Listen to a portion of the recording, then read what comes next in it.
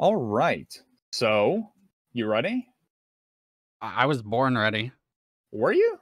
Yep, I came out of Like, the womb ready to argue and yell at people and call them dog shit at video games. let's go. All right. So, episode 7 of the Semantics podcast is a go. We will be talking about what we've been up to this past week in game, what we've been working on, builds, things we've been checking out, interesting things we've seen, things like that. We'll be discussing the Gauntlet that starts tomorrow, the 11th. Good builds and classes for it. Anybody can get to 70 with a little practice. We're going to be talking about how you can work on that. Predictions for which classes we think will have like the most significance within the Gauntlet, like what people are going to be playing to survive and, you know, get through and win their prizes and such. Inscribed ultimatum prices and how ultimatum should go core, or if it shouldn't, you know, anything about that. Reap, Exsanguinate, Petrified Blood, and Arrogance being good additions or changes, or are they underwhelming? And that should get us started. What have you been up to this past week, Mr. BeaniesbroPoE? Well, first of all, it's the 12th for the Gauntlet, by the way. It's Saturday. Yep. The 12th. That's what I said. Yeah, the 12th. As far as what I've been up to, I've mostly just been working on videos and practicing Gauntlet. I plan on starting Toxic Rain Raider, which is not the easiest leveling for sure. But, you know, once you do it a couple times or you get far enough, then the evasion starts to kick in. And once you have high evasion, Wind Dancer makes you pretty freaking tanky. So it'll be pretty nice in the end game, I think. I just have to get to maps, which is kind of the hard part. How many practice runs have you done with that? Because I've seen you like making quite a few new characters in your practice league. So I've had like 8 practice runs on Toxic Rain, and 8? I've had 2 on Champion. Full? Well, not all the way to maps. Some of them died early, you know. Okay, I was gonna say, like, that's a lot of time. Yeah, I decided it's a lot of time in general. After being persuaded by my friend Beaniesbro, don't know if you guys have heard of him. Apparently we run a podcast together.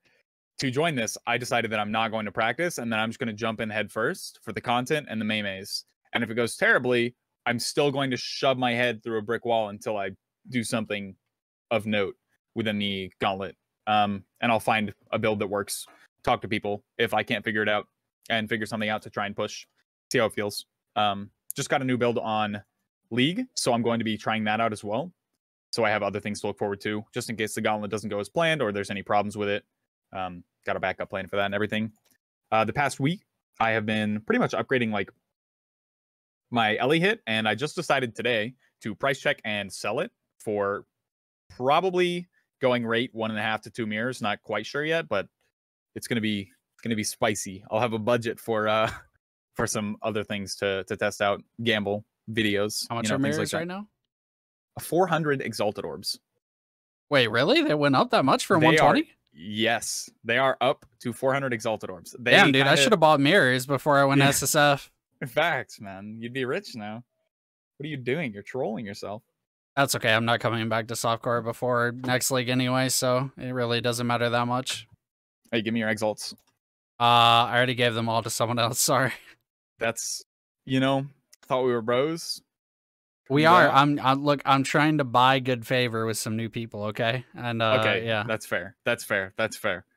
One good way, I think, to look at what's going to be good, at least decent, for the Gauntlet, is going to be going to like normal solo self-on hardcore, you know, ladders on PoE Ninja, and just like checking out what people normally play and seeing if like that ability looks trash and that one looks good, you know, like what kind of builds people are going to be working with.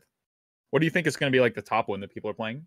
It's definitely going to be some kind of champion, just because, I mean, well, okay, Fortify. I guess it depends on what you mean by top. Like, I think the first person to get a boss down will be some kind of a champion, some kind of a slammer, rather. You could be a berserker. The leveling is a little bit harder as a berserker. But some people are willing to do it, like DS Lily is going berserker slammer, so I've seen that, or champion will probably be the first one to kill some of the bosses. Right, I definitely agree. Just because it's not the most efficient, but it is the most steady, I feel like, of all of the classes. Like when you're leveling through or going through a really tough map, even if you're not hardcore solo self-found with all of the extra mods and everything, I feel like it's going to be one of the one of the strongest options to survive for sure. One thing that caught me off guard this league when I finally checked PoE Ninja for a hardcore solo self-ad was how many people are playing EXSANGUINATE. For it being a new skill, it has 12% of all builds on the ladder for PoE Ninja is EXSANGUINATE. That seems absolutely crazy to me. Well, I mean, it's a fizz spell, right? So it's just, I mean, that's kind of always notoriously been very strong. So it's kind of, even though it's new and kind of like a sketchy choice, it's also kind of a obvious choice. Like it's almost guaranteed to be good. You just have to figure out how. Exactly. Just like Bladefall, Blade Blast is a fizz spell. Blade Vortex was a fizz spell. All of these things are insanely powerful. It's just the fact that it's so new and that it took off so fast. I checked like 2 weeks into the league and it was already the most popular build. I don't think any of the streamers were playing it, but I think a lot of people were figuring out like, hey, wait, we can actually do this. It's really strong and you can build it really tanky. That being said, I do think we're going to see a fair bit of EXSANGUINATE in the Gauntlet, just to maybe for people that are going to push into using a different build later, but for efficiency's sake, to get to maps when some what is this column? You put a bounty, one of the bounties. I feel like people might be rushing for those with some of the faster builds rather than the slammer. I think the first class, or the first class to hit 100 will be a Ranger still, and Raider in particular. I agree. Absolutely. Yeah. Well, I say 100, obviously, like probably nobody's going to hit 100. I mean, the highest level by the end of the Gauntlet will probably be a Raider. Yeah. That would definitely make sense to me, since it's, I don't know, after I started playing Raider this league, more than I did last league by far, I just fell in love with the Ascendancy. The fact that you are so tanky and so speedy at the same time, while also still being really strong, is just absolutely insane. All of the dodging and ailment immunity, phasing, like all these things together just combined is insane. I feel like they're much better than just having fortify and stun immunity, like the champion. Well, and I tried to tell people last league because of my Frostblade Raider, that Raider was like insanely tanky now, because I had Fortify, I had Dodge Cap, I had Evade Cap with Wind Dancer, I had Spell Dodge Cap. Like literally, my max hit that I could take was 230k, which is pretty freaking high. It's not the highest, but it's pretty high. That's a fair bit of damage. And everybody in the comments of that video immediately were like, "Lol, 4k HP tanky, smile." And I'm like showing the POB calcs, and it's like, dude, come on. Like, what do you want? How many builds do you know that can tank 230k fizz hits? Exactly. So it's like, you know, you can build a Jug or a Champion or a big, bulky armor-based character to tank big hits, or you can play a character that just doesn't get hit. And I feel like that has, like, if you're using Kintsugi and Wind Dancer, or either or, you are automatically going to be insanely tanky for the really large slams from bosses. Like, it makes you a good bosser almost instantly, until you get into a degen, and then you might have a little bit of trouble. And people really underestimate the like tankiness and survivability that movement speed gives you. It's so easy to not get hit when you move super quick. Exactly, especially when you have like attack speed or onslaught or frenzy on a boss. And since, you know, you're going to have all of those, it's going to be very fun watching people like try to tank with champion rather than move out of the way with Raider. Well, I assume you'll still do both, right? Because steel skills are still super popular at the moment. So shattering steel or splitting steel is a ranged steel skill. So you'll probably just go that and be a champion, and that'll probably be the way that champion is played, I think. But there is also, like, you know, room for like EQ champion or gladiator or whatever, right? I'm struggling to think if Essence Drain is going to be a really good option for people, because Trickster is strong, but it's not strong for like super tankiness. Even though it's a really common hardcore pick, when I played it, I played it in softcore trade league, and it still didn't feel tanky when I built it as tanky as possible, because you're still really susceptible to one shots and still really susceptible to degens and small hits. It just feels terrible to play. I don't know. I don't think we're going to see much of that. The problem is the damage. When you add 40% or 30% or whatever the increased monster life is, Essence Drain just becomes dog shit. Yeah, I mean, becomes. I feel it's solid as it is in the base game, but it's not like stellar damage, right? Then you give everything 40% more life, and it's like, okay, you can't do it. Yeah, it's gonna suck for sure. I agree. That was a good way to put it. Have you played a slam build, by the way? I have, and it's definitely strong, but I really don't want to play it. I just really so it depends what mood I'm in, I guess, but I really dislike having to do a movement skill with a main skill with like 3 war cries with like fucking, you can throw a totem in there, you can do a whole bunch of extra shit and be extra, right? But I don't like doing all that. So I'm doing Toxic Rain with totems, and that's that. I drop totems, I cast Toxic Rain, my Mirage Archer casts Toxic Rain, and I go on with my life. That does sounds quite quality of life. I think it's also going to, I don't know, I feel like it's going to be a tankier thing to play in a situation such as the Gauntlet, especially with the increased AoE happening rather than extra proj. You need to be able to move out of the increased AoE if it's going to be a one-shot type of ability. I'm just wondering how it's going to scale. Like for a lot of the in-game bosses, since we haven't seen increased AoE on those. Something like Uber Ziri, who has the Flame Blasts, giving her increased area of effect isn't going to be fun for characters that don't have a lot of fire res. You can tank, you can tank a Flame Blast, though. You can tank a Flame Blast. So just don't get hit by the overlap, Smile. Yeah, don't get hit by anything other than a Flame Blast. Yeah, yep. No spears, nothing like that. As long as it's just a Flame Blast, you'll be fine. Yeah, I was talking about it yesterday, how movement skills are now going to be a lot more crucial to micromanage because of the increased AoE, especially for things that aren't going to be as like movement speed based, like we've been talking about, like the champion and the slower ascendancies. You're going to definitely have to like micromanage your charges if you don't have, a second wind and increased cooldown recovery from other sources. You're going to have to make sure that you're not getting hit by things, and that requires you to use like dash or leap slam or anything like that. You need to make sure that you don't mistime those at all, because then you're susceptible to boss one shots. Well, you'll definitely have second wind. There aren't any hard bosses or anything early as far as the AoE goes. It's really Brine King is when it starts getting a little sketchy on bosses with AoE, because the area is so restricted. What I mean it's is actually not that bad, because you maps. just log out and log back in, come back in with the safety. Yeah, I'm talking about specifically like maps or situations where we're going to be watching streamers who are already trying to kill the in-game bosses. Oh yeah, maps are a different story. Yeah, they're going to definitely have to work much harder than before to move out of things, and it's going to be very entertaining, I think.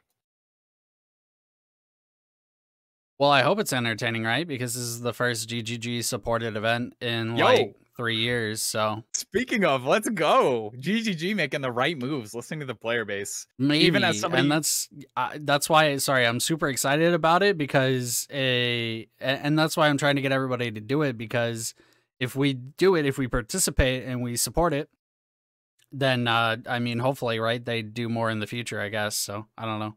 Exactly. I feel like GGG listening to the player base and doing these community events can make their game a lot bigger for a lot of no effort from them. I don't think they have to put too much work into it for the game to passively grow if they would just show more support for community-based events and host them officially, rather than saying, oh, guys, do whatever you want, but you have to pay money for bigger servers. It's like, well, you could post on, I don't know, any social media and say, hey, we're having this insane event. If you've never tried our game, this might be a fun time to watch some streamers and see if it's something that you might be interested in, or, it could be really good marketing for them. And so I'm glad that they're finally moving towards actually listening to the player base and saying like, hey, this is going to be pretty dope. Yeah, I don't know, because I don't know what they actually even want, but I assume that they're getting back into it because, one, Zizarin has had Shopify sponsoring it for a while now, like multiple gauntlets at this point, and two, GDQ submissions because of COVID or whatever. I assume that like had some kind of incentive. They were like, oh, people actually want to watch this. Yeah. Is it going to be something that GDQ is working on this mini league? I'm not like caught up or anything like that. All I know is that there was a thing, and like you could apparently submit runs to GDQ and try and join GDQ as a PoE racer now and stuff like that. And there was an event or something that they did and stuff like that. I mean, that's going to be really neat then. I'm glad that it's going to finally like start. The more the game makes the rounds through other sources, the more it's going to grow, obviously. And I feel like that could be exponential based on how GGG handles it. And supporting the community is going to be one of those things that really like inspires people to play. Well, and That's think a of it this sign of a way good too, developer. right? They're dipping their toes in with this one. Say the next one, they just make it their own, and then 50% of profits go towards the prize pool, and then 50% of the profits go into their pocket, and then they make a big profit, and then everybody wins. Exactly. They make profit. People get paid to have fun. There's entertainment. Their game is being grown. They're listening to their player base. And then they're also listening to the people who play the game, aka their player base. I feel like that would be absolutely insane. And it would also take a lot of stress off of the people who are having to organize the event that aren't getting paid for it. I just hope that if they do decide to do that, that they do it justice rather than just saying, hey, this is ours now, yoink. And they don't even do any twists, you know? No yoink and twist, just the yoink. I mean, they can twist if they want to, too, because you can do a lot of good things like they used to do where you had, like, I don't remember the name of it. I think it was Mayhem. I don't know, but you could, like, kill everybody and steal their loot, and then, you know, they would die permanently and make a new character, and then come up and they could kill you and steal your loot, and so you would have people hiding an axe, waiting to kill people and steal their loot and shit, so. Apolly says, I always twist when I yoink. I mean, hopefully, right? Pulling the fucking Texas Twister on him. All right. Oh my god, dude. This community is great. So what you said that you wanted to level a couple characters or a few characters through the gauntlet. What is your plan, like other than the Toxic Rain Raider? Other than Toxic Rain Raider, which is going to be the first one, I'm going to be doing Splitting Steel Champion, which should probably be the first one, but I'm actually doing better in practice runs with Toxic Rain, even though it's RSI? like objectively worse. What? RSI? Splitting Steel? Any steel build? It's not that bad. You hit your skill, and then you hit Call of Steel, and then you hit your steel, and then you know, it's just a 2-button build. 2-button builds aren't that bad for RSI. I guess it's the like QER slam, QER slam, QER slam. It's like that's the one that gets me. It's like, holy fuck. And that isn't even that bad for RSI. That's just annoying as hell. Mines are bad because mines are literally like throw it, detonate, throw it, detonate, throw it, detonate, throw it, detonate, throw it, detonate. I ended up putting detonate on right click and arcane cloak on left click, and then my mine on my mouse button. So I was just holding these two down and just pressing the damage button when I wanted to do damage. Made my life so much simpler. So much simpler. No more spamming the fucking D button for detonating. Yeah, but then on bosses, you have to do like a weird workaround where you only move with Flame Dash or something while you're detonating your big chain until the boss is dead. Mm-hmm. Instead of like actually moving, because then if you press detonate again, it fucks up the detonation sequence. I mean, imagine. I never cared about a detonation sequence, to be honest. But you gotta get the damage, dude. The damage. If you just throw enough money at the build, it doesn't matter. Maybe early league, it would be something that I cared about, but that's why I'm not going to play a minor early league. Big fucking brain. That's why totems are superior. You just throw them down, fucking, you know, they just the problem with totems right now is that their damage is kind of doo-doo. Doo-doo. Definitely. I tried a ball lightning totem build for memes. I threw a shitload of money at it and got like Woku gems and high level gems and shit. It was rough. It did not do that much damage. It does fine early in the league, but the higher your Awakener bonus goes, the more that you notice that totems just aren't in that great of a spot at the moment. Yeah. And they've never been great boss damage either, so it's really awkward when you get to a good boss.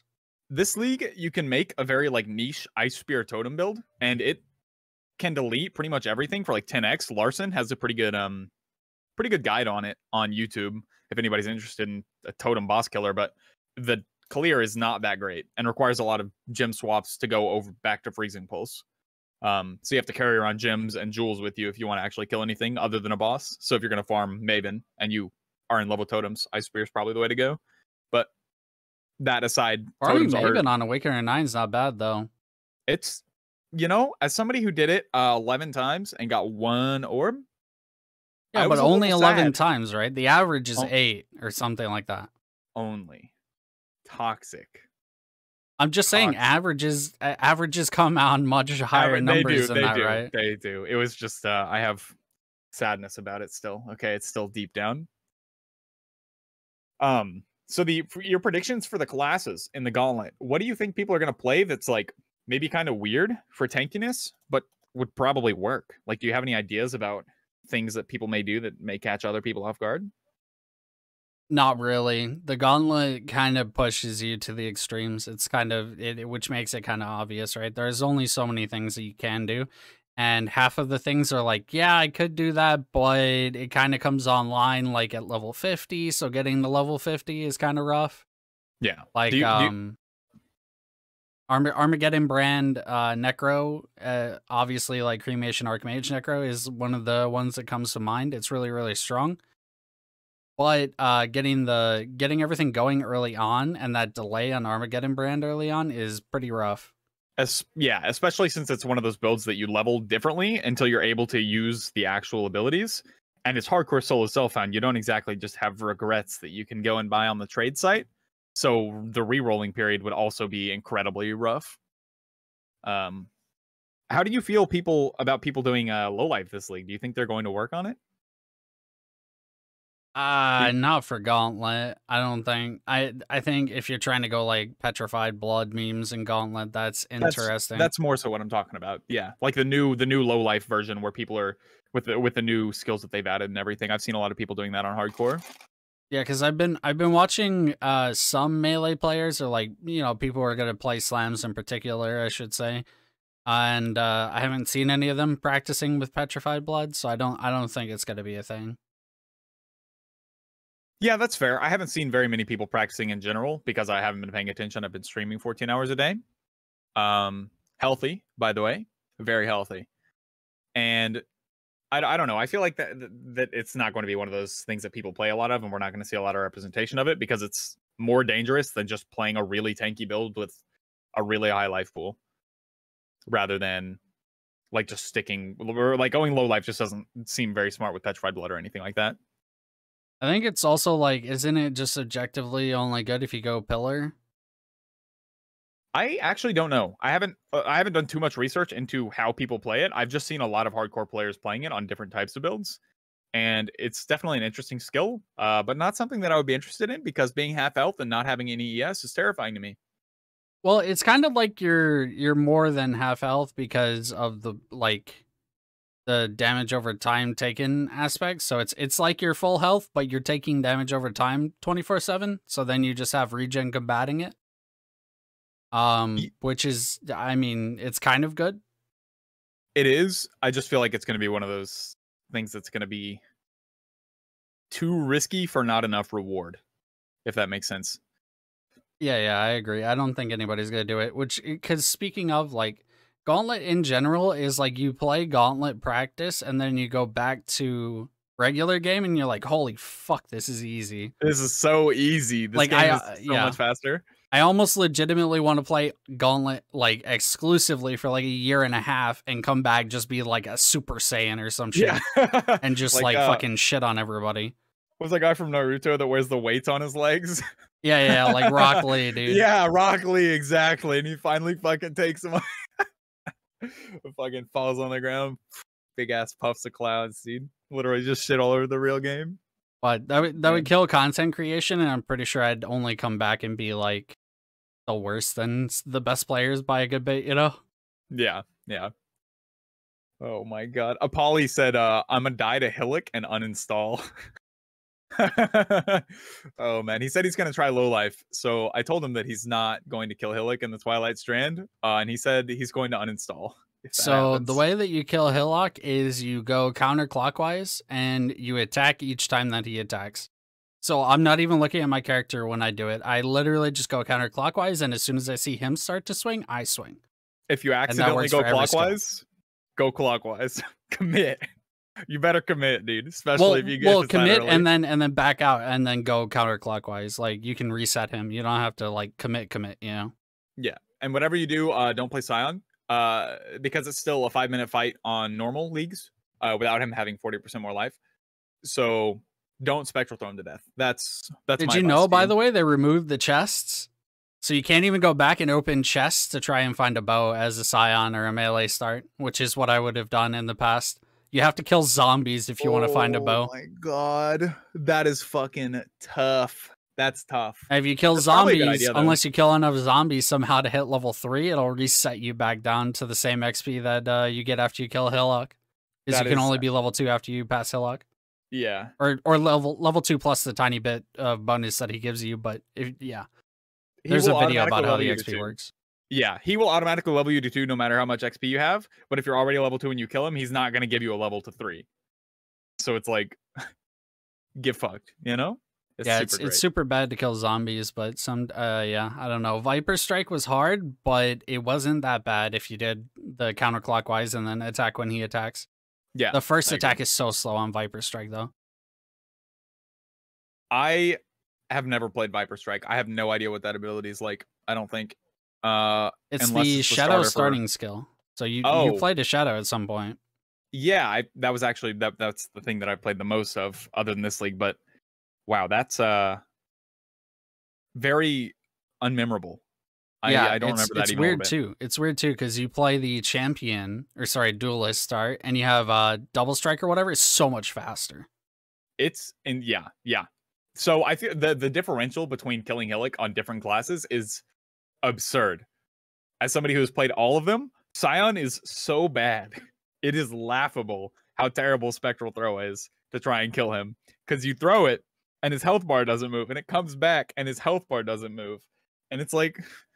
I honestly would just preserve my mana flasks if I were a Scion. I would melee the first phase.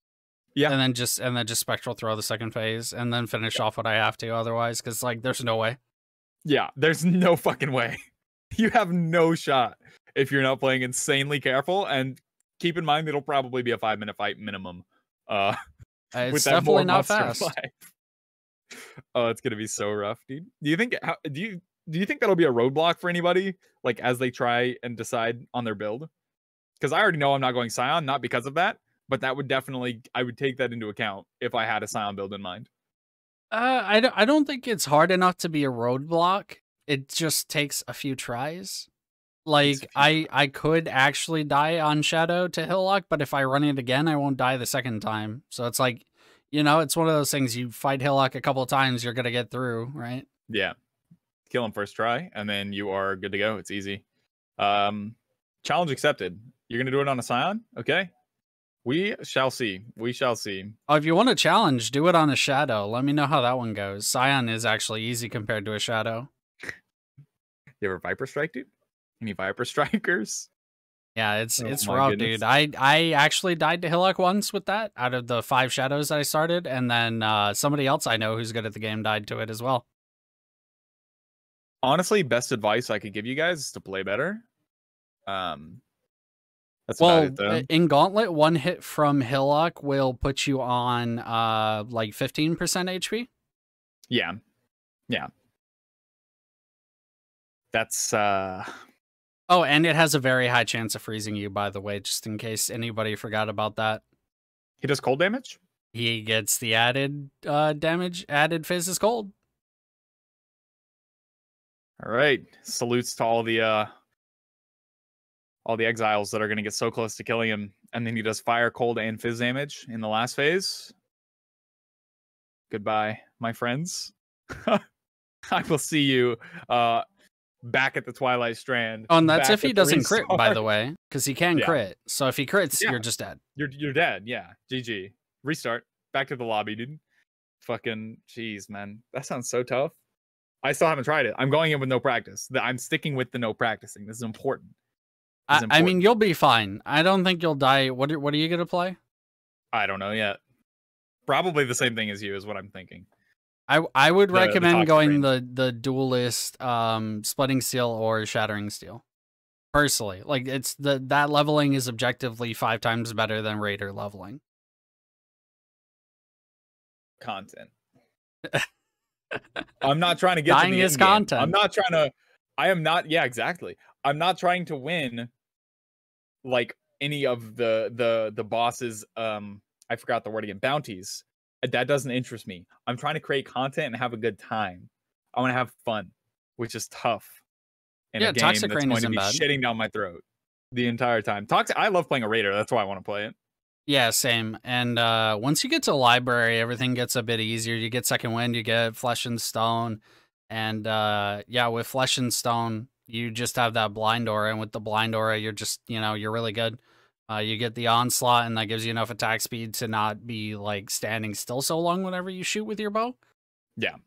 The blind on Flesh and Stone is crucial, I feel like, to every build.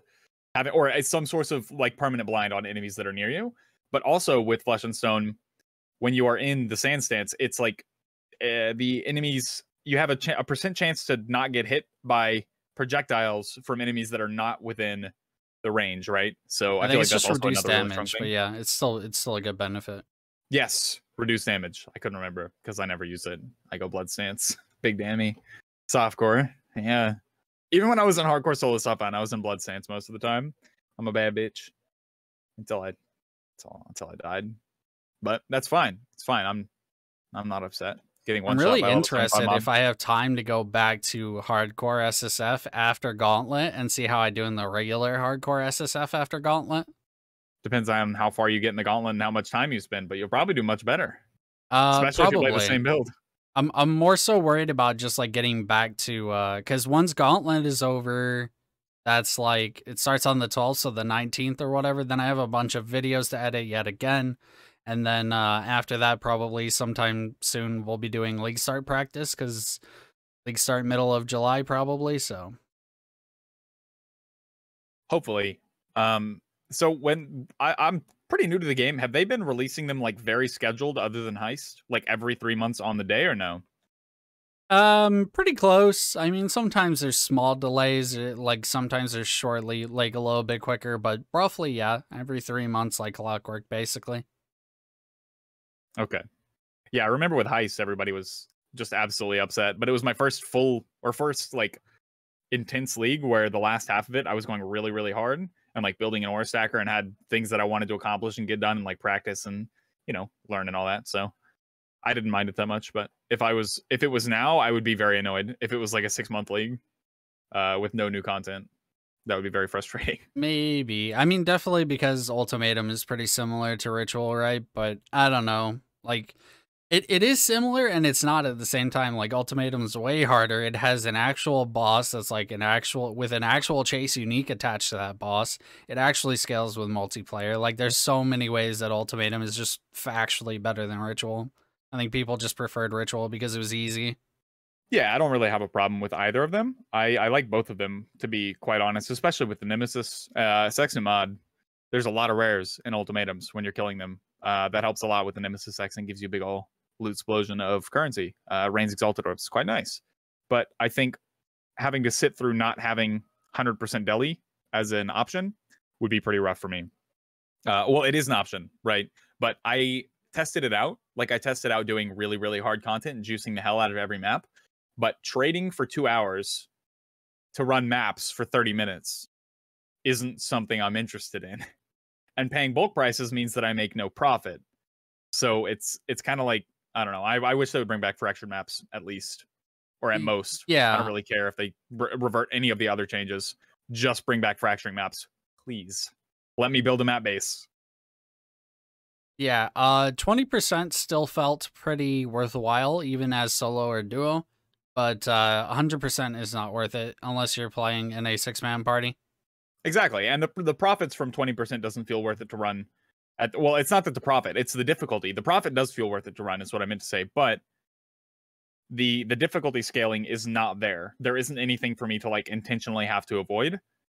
Oh yeah, 20% is really easy. Like most people could be farming 20%, and they just aren't. It would feel like a normal map. There's just more monsters due to the deli, and you have to pay for the orb. But that's the only difference, pretty much. I really, really, really hope that they make them return. I'm not sure though. Can't be bothered to stress too much about it. I think it's a really good way to have the end game be viable for a lot of people, time wise, because not a lot of people have 2 hours to build a set of 4 maps after they've rolled their sextants. So I don't know. I just really hope they go back with that. And I've been saying that since I saw it. It's very I think they could have stopped at like the problem is that they're using one fix for both bestiary and for fracture. Or sorry, they're using the same fix for duping items and duping maps, right? So Yeah. like if they had separated them and made maps like, okay, you can either dupe maps or you can copy like 10 maps off of one base, that would be okay-ish. That's fine. Like it wouldn't be great, but Give that me a would be limit okay. if you have to. Yeah. But don't make it one. Don't make it one. That's when we have problems. That's when we have an issue, dude. It's fucking annoying to me. Give me something that can work on a period of time that's not shorter than the time it takes for me to trade everything because of the trading system. That can be improved. Yeah, pretty easily. the one limit makes sense with like splitting gear and stuff like that, but it doesn't make sense Yeah. with maps at all. So It was so easy to make profit when you just got one base, 6 white socket, 6 link, good item level, and then you just split it over and over and over again using bestiary, selling the shit out of it. Yeah. Also, yeah, one of the things that was just brought up in chat is the scarab prices without deli maps. The fact that people can't just farm scarabs means that the yeah, prices are insanely fucking high right now. Absolutely insane. Like 30C, 50C, 60C for the ones that were like 5 or 6C per last league. And the ones that are Yep. normally 1C are like 15 to 20. It is insane to me. And to be fair, you guys could be farming those through betrayal, but that's kind of like objectively yeah. bad. So That's one of the things that a lot of people are farming, which is funding my farming through Harbinger's Valdo's Rest with Nemesis Sexton mod. But it's still so fucking annoying, man. I just want them to bring it back. Please bring back fracture maps. I will cry. I will cry. Makes me so sad. That was my favorite part of the end game. It feels like there's finally something to scale towards too. That's not going to take 10 hours of trading for 30 seconds of gameplay. 10 years of trading. They've got to be doing a trade rework soon, right? There's no way. Like I don't know. No, yeah, exactly. Especially like the outrage about it, I feel like has been way more so this league than last league because of the changes with the maps and everything. The fact that the end game now takes time, which like I was thinking about it off stream the other day, and I was just like laying in bed, and I was like, what if they made this change because they want the game to go? They're trying to regress the game back to where it's slower but more difficult. They don't want all of this fast-paced, insane in-game scaling, rush to the in-game like WoW. They want it to be more like, I'm just going to make a WoW analogy. Like retail WoW, the goal is to get to max level so that you can kill the final boss and kill the final boss over and over again. Whereas the goal with Classic is to like enjoy the experience, get through everything, do all of these stories, learn about all this lore, all these people, and then get to the in-game. And I feel like they're trying to regress back towards Classic rather than stick with the fact that they built it on retail for the past year and a half, 2 years, however long they've been power creeping the shit out of every build. I don't know that you can, because the thing is that like you would have to delete or make extremely hard to obtain 90% of their current content. Exactly, which is why I don't like a lot of the changes they're making, because they're regressing the worst parts of it. They're not regressing the builds. They're not nerfing everything. They're not saying everybody does 50% less damage. Good luck, shitties. They're like, we're just going to make trading miserable so that it's slow. So if you want to do the in-game, you have to work for that too. But on our website, so we get traffic. Money moves. Advertisement revenue. Let's go. Joke's on them. We'll just get somebody else to sit there and only trade for the entire fucking league instead. Facts, dude. Just hire a trader. Fuck it. Yeah. Rat says, I don't understand this discussion. Currency is really easy. Just sit and hide out. I mean, currency is really easy to get. Yeah, we're not saying that it's not. I'm not saying currency is the problem. The problem isn't currency whatsoever. The problem is having an end game to play other than crafting. For crafters, the end game is still there. If anything, it's more fun now because you have to take more steps and there's more risk for more reward. Because harvest isn't perfect crafting anymore. It's like you have to get lucky on the very last step or the second to last step or whatever it is. Whereas doing 100% deli, I have to trade so many different people for like prophecies, which thank God are in bulk. Okay, that's a good thing. Facts. I love that. Mwah, mwah. Chef's kiss. So fucking delicious. Scarabs. You have to go to 4 different people for 4 different kinds of scarabs. Deli orbs. You have to go trade for deli orbs. You have to trade for the map. If you really want, you can do elevated sextants, trade somebody for that craft on your map. And then you have to get, the base with the elder base. all this shit if you really want to juice one map. And it takes like almost an hour of trading, just messaging people because of the trade system right now. Yeah, I mean, nobody does it anymore unless you have 6 people. So it's like, I don't know. I guess for most people, it's a non-factor because most people don't do group play. But yeah. Well, the fact that it's a non-factor is the problem to me. Because the fact that it's a non-factor means that they killed it so dead that nobody wants to do it unless it is uber profit because you're going with 6 people for 300% more quantity. I don't. Tilts me, man. Tilts me hard. Getting heated over here. No, I'm just kidding. I just need them to like pick a side. If they want to regress and make everything weak again and make the game more like more closer to the Gauntlet than it is now, they should do that and not slow everything down. But if they want to speed everything up, they should stick with speeding everything up and scaling the in-game still. Well, the hard thing is that they've actually mentioned before that they don't want to pull a Marvel Heroes or whatever the game was, where they like fucking butchered the movement speed, so then everybody just quit the game instead of actually, because they wanted to slow down the game. The game was getting too fast. Yeah. And so and so they're worried about doing that, I think, is why they're taking baby steps instead of fully committing. They should be worried about that. That's a terrible fucking idea.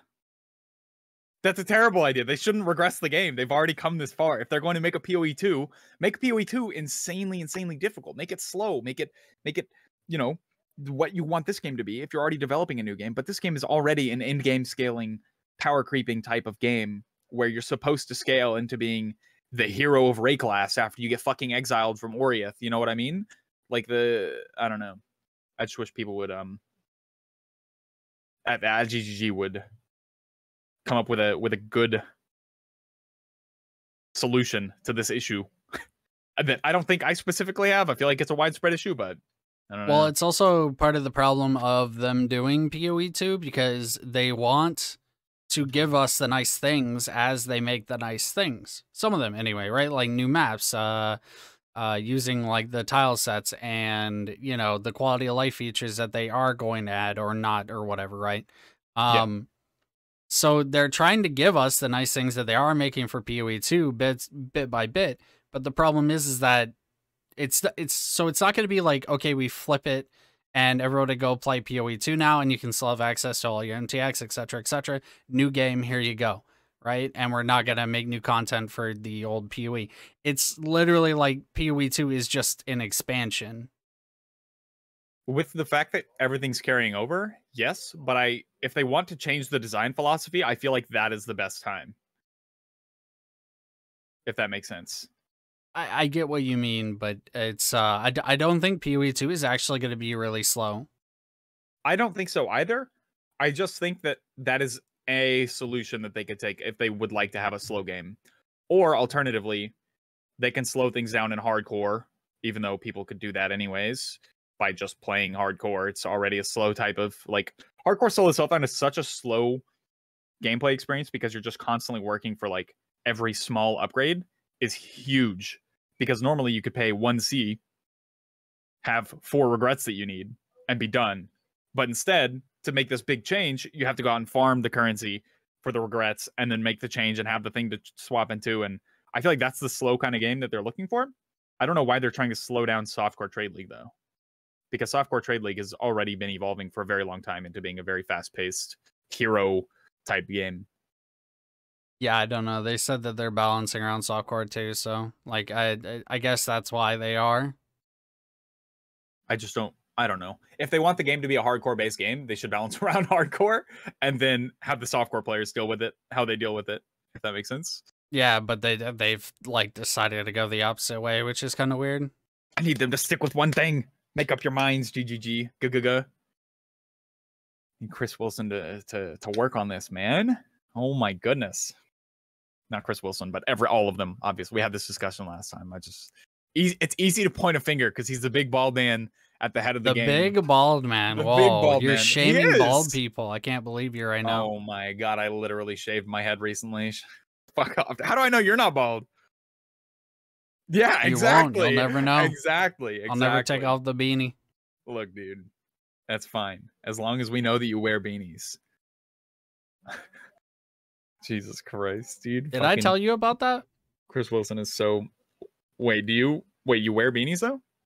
I do, but my name That's used to crazy. be I Wear Beanies. And I Yeah, name you changed, did. yeah, I name changed to Beaniesbro because I couldn't fucking stand being Yeah. asked if But do I, you wear beanies? yo, and then also like the people would come in and short my name to Eyewear. Like, hello, Eyewear isn't a fucking name. What are you, glasses? Fucking hell, man. Jesus. Oh my god, man. It's super troll. At least your chin isn't bald. That is true. Says Yep, Sebron. yep. It does need to get edged though and brushed. I didn't brush it before this, but yeah, it needs to get Any edged for edgers? sure. Not the sexual kind, sir. We are good Christian boys on this podcast. Oh my god. All right. You brought up the Inscribed Ultimatum prices. I do think that they are in a terrible spot, but I think that's because they created so many options for the Inscribed Ultimatums. You have so many trash ones and everybody's dropping trash ones, but then one person drops one that's a mirror and they sell it for a mirror instead of selling it for below the price of a mirror, right? I feel like it should be worth less because of the risk. Like the risk versus reward. People aren't understanding if you drop one for 10x, you should sell it for 7 because somebody who's stronger than you can run it and make a profit off of you. Otherwise, they make literally no money for all of their time. Well, and so the thing that blew my mind about this whenever I found this topic on the subreddit, which is where I like decided to add it from, is they said that you make a profit because you get the loot explosion after you get the reward that equals the price that you paid. So you risk it for like a 5 chaos loot explosion on your 1x. Dude, I have done like probably 30 Inscribed Ultimatums, which is not a lot compared to people who do them all day, every day for profit. But I have not picked up a single item from the loot explosion. I do not recall anything other than cartographer's chisels, chromatic orbs, dropping in stacks of one at a time, not stacks of 10, not stacks of 20. There's no loot explosions. 1 chaos. Fucking. That just like harkens to the fact that like nobody is actually, or like I shouldn't say nobody, right? But 99.9% of people haven't even ran one. Yeah, and I don't know. You can't run a singular Inscribed Ultimatum and tell me that the loot explosion was worth like anything substantial. Nothing substantial. Nothing. If you risk 1 chaos, it's still not worth it. It's still not worth it to pay 1 chaos for 1 chaos ultimatum to double your chaos. Because then you're getting 2 chaos from having 2 chaos. And then the other argument that I found was that it's because it's for a challenge, which, like, you know, historically that has been true, but it's like, come on, dude, really? You like can, the one exalt ones, you can buy whatever. Yeah, you can buy the Chisel ones, you can buy the fucking Orb of Chance ones, bro. Like, come on, you don't buy the need ones the for exalt literal ones. trash uniques. The ones that you trade a unique for another unique for like half of an alk. Somebody would probably give it to you so that it's out of their inventory. Like that's facts. Nobody wants to run those. I feel like they could add better loot to the end because it feels like an end game that isn't rewarding at all. It feels like maybe they wanted to test it out, like test the waters of having it as an end game, sort of similar to maps. But then they were like, but actually you just get fucked the entire time because there's no real reward other than what it says it'll give you. The loot explosion is super tiny. I feel like it could have been and should have been a really good way to farm endgame, and it is as long as you pay attention and trade for good prices. The problem is 99% of people are like, oh, this thing's worth an X because it says it rewards an X. Smile. Yep. It's like, bro, no, then I make no profit on it. Even at least sell it at 0.9. Okay? Yeah. At least 0.9. You don't have to go 0.7. You don't have to be nice and make me a lot of profit. Just give me something. People are very, like, people think. I don't know if you've seen the emote. Very dumb people thinking. Basically, they're like, well, it says an X. If I sell it for an X, the person makes 2X. So they're making profit still. It's like, no, you fuckwit. If they're paying an X and sacrificing an X, you're gaining 0X. You're gaining 0. Oh. Yeah, it's an awkward end game that went over a lot of people's heads. It's more than over a lot of people's heads. A lot of people don't even know that it exists because they're so fucking rare for dog shit uniques.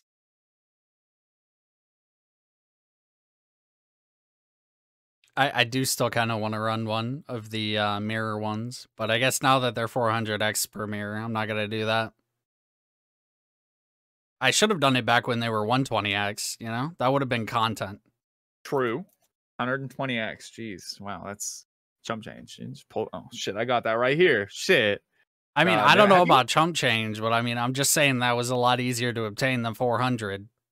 Have you seen the prices of headhunters this league still being like 140x? Have you seen the prices of Hate Forge being 240? No. That's actually cheaper than they were. They were like 1.5 mirrors back when they buffed them. Yeah. So when they released the rebuffs with the trap and mines for them, they were up to 1.5 mirrors as the cheapest. So now that they're half a mirror, that's pretty good. But I don't know.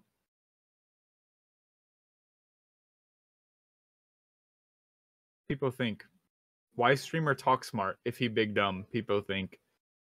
I'm getting roasted in chat. I mean, listen, by a bunch of trolls. Look, so this is the best part about PoE, right? We can be on here and we can talk smart. Neither of us are the best at the video game. And even the best at the video game have people in their chat fucking backseating them 24/7. Like, have you guys been in, like, any big, like, racers chat and, like, everybody's backseating them? It's like, what is happening? Telling Tai how to be more efficient in Act 1? Like Tai, Lighty, Rise, like Exile, like literally any of them, right? And it's the funniest thing in the world to see because they literally just turn over, look at their chat, call people retarded, and then go back on go back to doing their business. It blows my mind. That's a worldwide phenomenon. That's not even just PoE. It happens in every game. But Twitch chat is so collectively fucking silly, dude. I don't know how often they're trolling. I assume it's not that often. I assume they're actually just thinking that they're smarter than they are, like people all throughout the world. That happens so much, especially in video games. Well, I think it's one of those things also that it's hard to see a lot of skill in video games, right? So, like, I realized this back whenever I watched a lot of Pro League of Legends play. When you watch a lot of Pro League of Legends play, you can break it down in your head really simply. It's very easy to do. Very easy to understand. And then you go and play and you're in platinum and you're crying and like complaining that you can't get to diamond, right? Like, yeah. It's easier to one of those than things. It is to play. Yeah, exactly. But still, if you see somebody make one mistake while you're watching them stream, and they stream for 14 hours a day, 15 hours a day, 8 hours a day, 6 hours a day, they're playing the game for that long.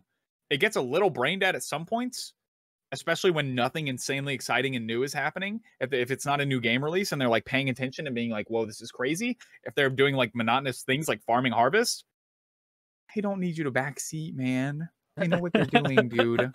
Like, oh my God. Rat says I'm challenged IRL. Okay. Are you okay? I'm asking. Oh my goodness, dude. I am excited to see how many times I'll die to Hillock. How many times do you think I'll die to Hillock? Depends on what you start. If you start Duelist, once at most. If you start Shadow, twice at most. If you start any range skill, 0. So like if you start Ranger or Witch. Than I have in myself. Oh no. Oh no. Oh no. Well, I mean, put it this way, right? My first time going on there, I didn't die until Act 4 or 5 or something like that. Yeah, but I'm bad. So am I. I'm fucking trash at this video. Have you, like, compare me to anybody who's actually good at this game. Dude. I'm not fishing. Compare me to anybody who's actually good. I can hear the reel. I can hear. Oh my God. I'm not. Compare me to anybody who's actually good at this game, and I am trash.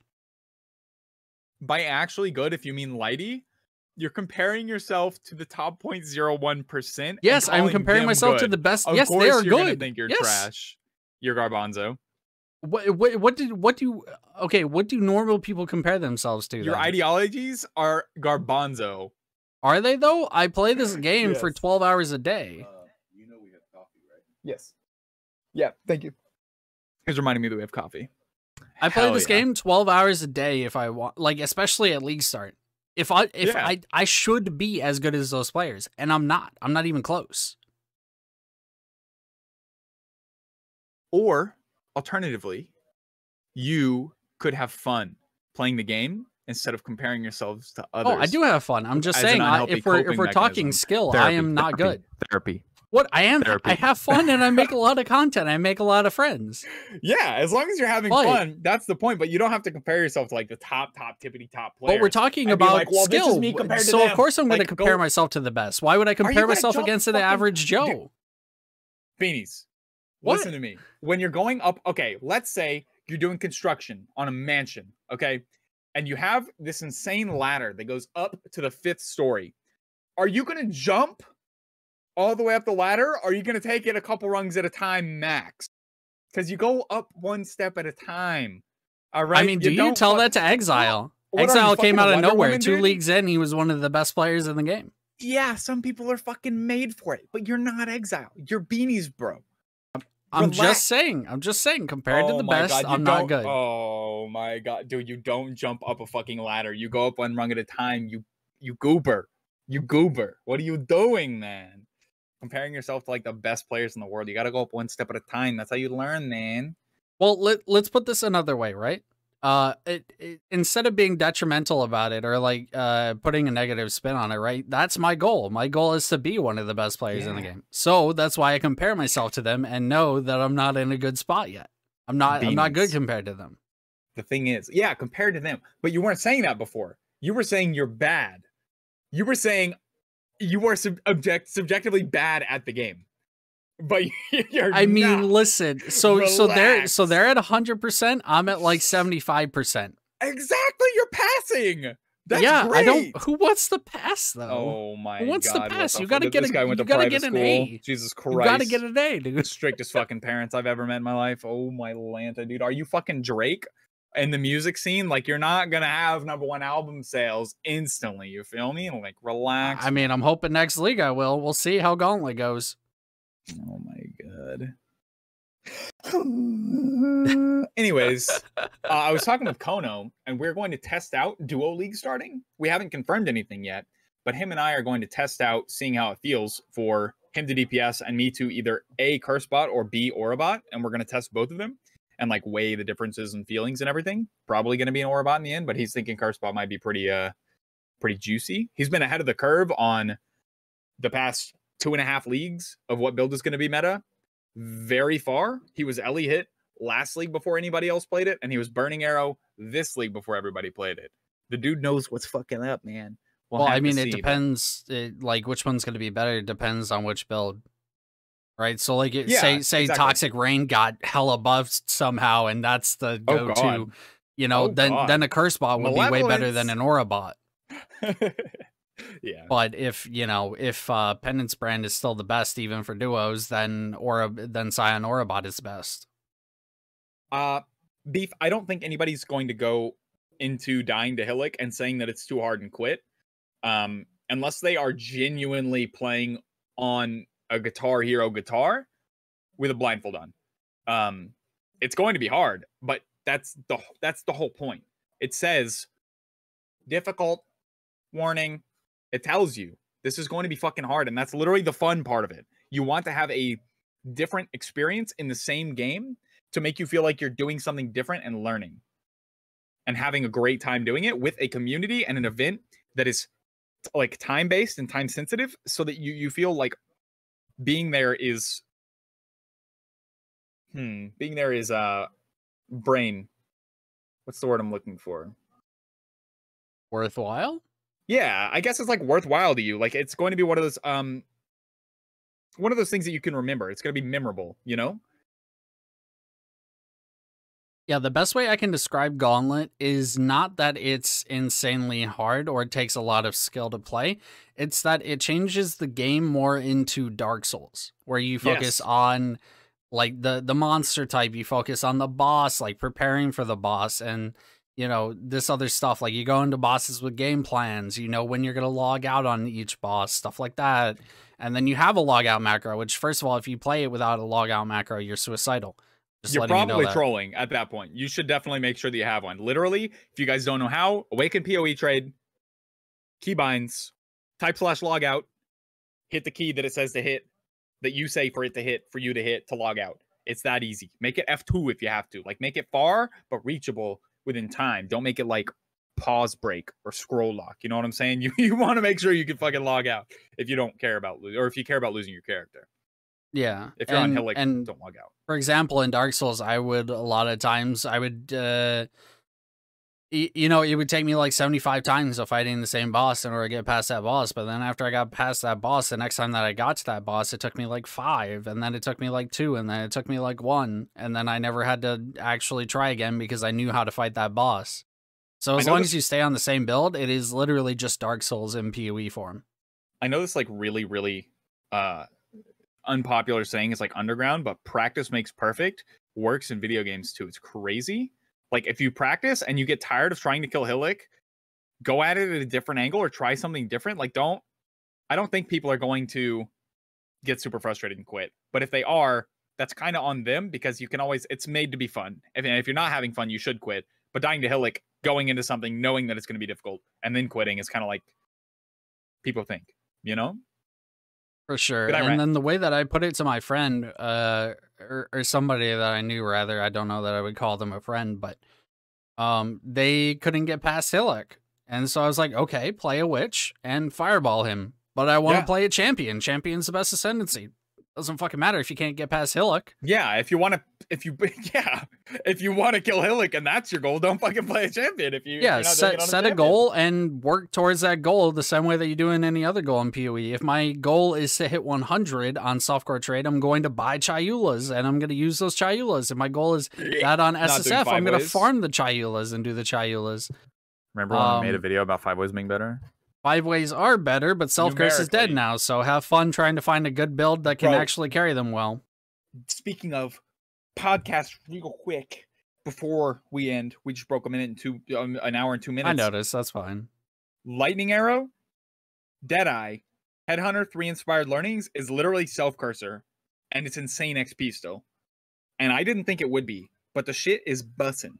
Highly recommend. Did you try Tornado Shot in there? Because I imagine Tornado Shot would also be pretty good.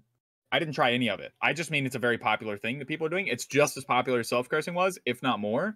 But now that it's, like, I don't know, people thought self-cursing was dead, people are making a lot more money off of it. Don't get scammed. But yeah, it's crazy. TS crashes you, apparently. It's too many projectiles on the walls, which makes sense. That makes sense, yeah. But yeah. You have anything else to add before the outro? No, I think that's it. Yeah. Cool. All right. Well, that was Semantics Podcast, episode 7. I got it right this time because I said 5 last time, but it was 6. And I got it right. You know, I'm proud of myself. But yeah, hope you guys enjoyed. He's going to have clips on his channel and the full thing, BeaniesbroPoE on YouTube, Twitter as well. We're going to have the full version uploaded here. It'll also be in the VODs, non-copyrighted type stuff. Hope you guys enjoyed. And yeah, Beanies. That was fun, dude. Bye. Bye. And yeah, I had fun. It was a good episode. It was a great episode. It turns out when you skip a week, like when you miss a week, it's easy to talk about things the next week. True. Oh my goodness, man.